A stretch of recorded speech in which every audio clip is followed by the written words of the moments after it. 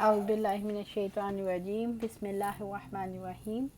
پہلی رکعت میں قرات کو لمبا کرنا۔ ابو قتادہ رضی اللہ عنہ سے روایت ہے کہ آپ صلی اللہ علیہ وآلہ وسلم نماز ظہر کی پہلی رکعت کو لمبا کرتے تھے اور دوسری رکعت کو مختصر فرماتے، اور صبح کی نماز میں بھی آپ کا یہی معمول تھا۔ امام کا بآواز بلند آمین کہنا۔ عطا رحمۃ اللہ علیہ بیان کرتے ہیں، آمین ایک دعا ہے۔ حضرت عبداللہ بن زبیر رضی اللہ تعالیٰ عنہ اور ان کے مقتدیوں نے اتنی زور سے آمین کہا کہ مسجد گونج اٹھی۔ ابو ہریرہ رضی اللہ تعالیٰ عنہ اپنے امام کو کہا کرتے تھے، مجھے آمین سے محروم نہ کرنا۔ حضرت نافع کا کہنا ہے، عبداللہ بن عمر رضی اللہ تعالیٰ عنہ آمین کہنے کو کسی صورت میں نہیں چھوڑتے تھے، بلکہ دوسروں کو بھی اس کے متعلق ترغیب دیا کرتے تھے، اور میں نے آمین کے متعلق ان سے اچھے کلمات سنے۔ ابو ہریرہ رضی اللہ عنہ سے روایت ہے کہ آپ صلی اللہ علیہ وسلم نے فرمایا، جب امام آمین کہے تو تم بھی آمین کہو، کیونکہ جس کی آمین فرشتوں کی آمین کے موافق ہوگی اس کے گزشتہ گناہ معاف کر دیے جائیں گے۔ جب امام آمین کہے تو تم بھی آمین کہو کی وضاحت کرتے ہوئے فرمایا، اس فرمان نبوی سے واضح طور پر ثابت ہوتا ہے امام کو بآواز بلند آمین کہنا چاہیے۔ آپ صلی اللہ علیہ وسلم امام کی آمین کے وقت آمین کہنے کا حکم اسی صورت میں دے سکتے ہیں جب مقتدی کو امام کی آمین کا پتہ ہو۔ اگر امام بآواز بلند آمین کہنے کی بجائے آہستہ کہے تو مقتدی کو معلوم نہیں ہو سکے گا امام نے آمین کہی یا نہیں، اور یہ محال ہے کہ کسی سے کہا جائے جب فلاں آدمی یہ کہے تو تم بھی اسی طرح کہو، جبکہ وہ اس کی بات نہ سن رہا ہو۔ کوئی عالم بھی اس محال کا تصور نہیں کر سکتا۔ آپ صلی اللہ علیہ وسلم مقتدی کو آمین اس وقت کہنے کا حکم دیں جب امام آمین کہے اور مقتدی امام کی آمین نہ سن رہا ہو۔ آمین کہنے کی فضیلت۔ ابو ہریرہ رضی اللہ عنہ سے روایت ہے کہ آپ صلی اللہ علیہ وسلم نے فرمایا، جب تم میں سے کوئی آمین کہتا ہے تو آسمان پر فرشتے بھی آمین کہتے ہیں۔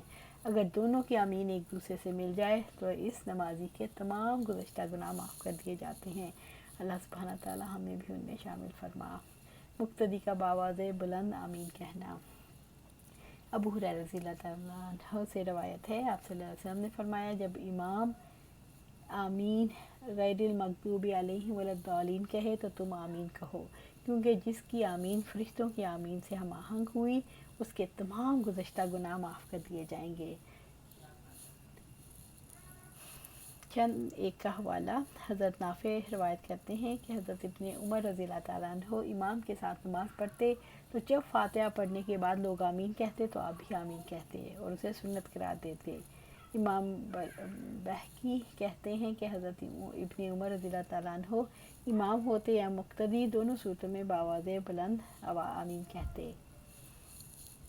شمولیت صف سے پہلے رکوع کرنا۔ حضرت ابوبکر رضی اللہ تعالیٰ عنہ سے روایت ہے، وہ نبی صلی اللہ علیہ وسلم کے قریب اس وقت پہنچے جب آپ رکوع میں تھے۔ صف میں شمولیت سے پہلے ہی انہوں نے رکوع کر لیا۔ پھر جب نبی صلی اللہ علیہ وسلم سے یہ ماجرا بیان کیا تو آپ نے فرمایا، اللہ تعالیٰ تمہارے شوق کو مزید ترقی دے، آئندہ ایسا مت کرنا۔ اس حدیث سے معلوم ہوا دیر سے جماعت میں شامل ہونے والے کو چاہیے وہ جس حالت میں امام کو پائے اسی حالت کو اختیار کرے، امام کے ساتھ شامل ہو جائے۔ رسول اللہ صلی اللہ علیہ وسلم نے فرمایا، نماز کے لیے آرام اور سکون کے ساتھ آؤ۔ رکوع میں پورے طور پر تکبیر کہنا۔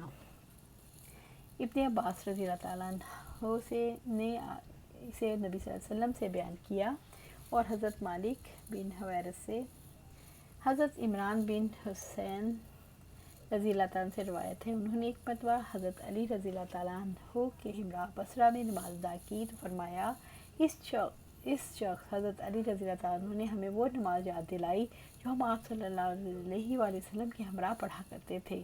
پھر انہوں نے کہا، آپ صلی اللہ علیہ وآلہ وسلم جب نماز میں سر اٹھاتے اور جھکاتے تو اس وقت اللہ اکبر کہتے۔ رسول اللہ صلی اللہ علیہ وسلم کی وفات سے کچھ عرصے بعد حضرت عثمان رضی اللہ عنہ کی خلافت عامہ میں مساجد میں نماز پڑھتے وقت تکبیرات انتقال کو ترک کر دیا، جیسا کہ حضرت موسیٰ اشعری رضی اللہ عنہ کی روایت میں ہے۔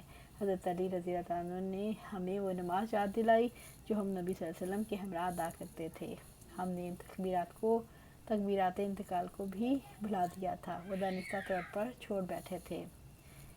ترک کا سبب یہ ہوا کہ حضرت عثمان رضی اللہ عنہ کی آواز طبعی حیا کی وجہ سے پست تھی یا بڑھاپے کی بنا پر کمزور ہو گئی تھی، چنانچہ نماز پڑھاتے وقت لوگ लोगों को उनकी तकबीरात सुनाई नहीं देती थी, जिससे ये ख्याल कर लिया कि नमाज में तकबीरात इंतकाल ज़रूरी नहीं।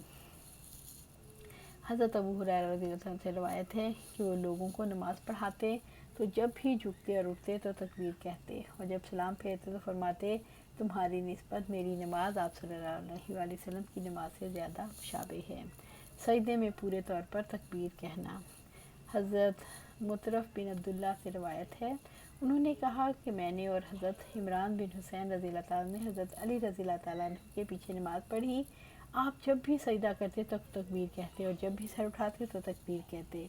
इस तरह जब 2 रकअत से उठते तो तकबीर कहते। चुनांचे नमाज मुकम्मल होने के बाद हज़रत इमरान बिन हुसैन ने मेरा हाथ पकड़ कर फरमाया, उन्होंने मुझे हज़रत मोहम्मद सल्लल्लाहु अलैहि वसल्लम की नमाज याद दिला दी है, या उन्होंने हमें मोहम्मद सल्लल्लाहु अलैहि वसल्लम की नमाज़ पढ़ाई है। सजदा करके खड़ा होते वक्त तकबीर कहना। हज़रत उकरमा से रवायत है, उन्होंने कहा कि मैंने मक्का मुकर्रमा में एक बुज़ुर्ग के पीछे नमाज़ पढ़ी तो उन्होंने उठते झुकते वक्त कुल 22 तकबीरात कहीं। मैंने हज़रत इब्ने अब्बास रज़ियल्लाहु अन्हु से कहा, ये तो बेवकूफ़ है। फिर इस पर उन्होंने फरमाया, तुझे तेरी माँ गुम पाए, ये तो अबुल कासिम सल्लल्लाहु अलैहि वसल्लम की सुन्नत है, ये तो अबुल कासिम यानी मोहम्मद सल्लल्लाहु अलैहि वसल्लम की सुन्नत है। मूसा बिन इस्माइल ने कहा, हमें अबान ने हदीस बयान की। हज़रत अबू हुरैरा रज़ियल्लाहु अन्हु से रवायत है, उन्होंने फरमाया, आप सल्लल्लाहु अलैहि वसल्लम जब नमाज के लिए खड़े होते तो अल्लाह अकबर कहते, जब रुकू करते तो तकबीर कहते, फिर जब रुकू से अपनी पीठ उठाते तो समी अल्लाहु लिमन हमीदा कहते। इसके बहालात कौमा रब्बना लकल हम कहते। रावी हदीस अब्दुल्ला बिन साले ने अपने उस्ताद लेस से कहा। बहालत रुकू हाथ घुटनों पर रखना। हज़रत मसअब बिन साद से रवायत है, वो कहते हैं, मैंने एक दफ़ा अपने बाप हज़रत साद बिन अबी वक्कास रज़ियल्लाहु ताला अन्हु के पहलू में नमाज़ पढ़ी तो मैंने अपनी दोनों हथेलियों को मिलाकर अपनी रानों के दरमियान रख लिया। मुझे मेरे वालिद ने इस फेल से मना फरमाया और कहा, हम पहले ऐसे किया करते थे, फिर हमें ऐसा करने से रोक दिया गया और हुक्म दिया गया कि दौरान रुकू में अपने हाथ घुटनों पर रखा करें। आज यहीं पर इसका इख्तिताम करते हैं। कल देखेंगे अगर कोई शख्स रुकू पूरा ना करे तो क्या है। तो इंशाल्लाह हम यहीं पर इख्तिताम करते हैं। अल्लाह सुब्हानहू तआला हमें सही तरह नमाज़ पढ़ने की तौफीक दे, सही हम उसको पूरे फ़िज़िकल तौर पर भी अंजाम दें, खुशू व खुज़ू भी उसमें हो। अल्लाह सुब्हानहू तआला हमारी नमाज़ों को कबूल फ़रमाए, हमें सीधे रास्ते पर चलाए, कुरान और सुन्नत पर अमल करने की तौफीक दे और इस्तिक़ामत दे। आमीन या रब्बिल आलमीन।